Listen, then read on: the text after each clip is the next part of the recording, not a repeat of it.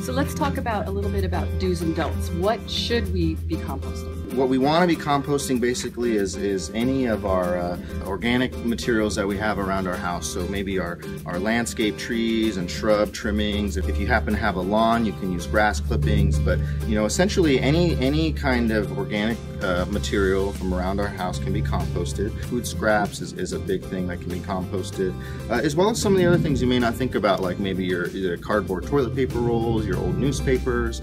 There's a lot of material that can be composted. There's definitely some things you don't want to put in a compost pile. Meat and dairy is a big no-no, or any kind of fatty or oily foods.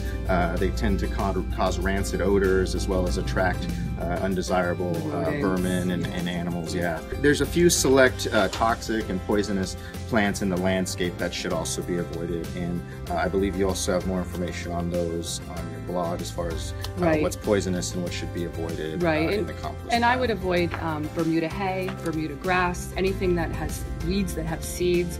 I don't put them in there, because if my pile doesn't get hot enough, it's not going to break down and kill those weed seeds, and I'm going to find them popping up in my garden. So I just avoid the issue. What about wood ashes and charcoal? Is that a no-no?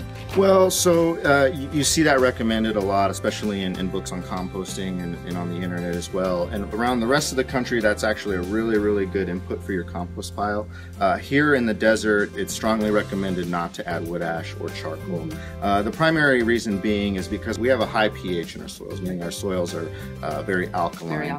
And when we add things like charcoal and wood ash, which also is very high in alkalinity, we're increasing that alkalinity even further, which can be very, very detrimental to many plants. What we try to do on the opposite is actually add things that are more acidic to reduce the pH. So things like elemental soil sulfur is a great amendment for compost piles. Anything acidic like pine needles. Pine needles, if you can get them. If you have a neighbor with a pine tree, or if you have a pine tree, just ask if you can rake up their pine needles. I bet they'd be more than happy. They'd be thrilled. Yes, I've done it many times. But I do shred egg cartons, put in there, even eggshells. Aged manure can go in there. Chicken manure is especially good. Debris from my garden. Last year I had a lot of corn stalks when I pulled the corn out, and I'm still using that in my compost, and it breaks down pretty well. So you want to start your compost pile with the browns, and when we say browns, it can be grass clippings that have turned brown. It can be corn stalks.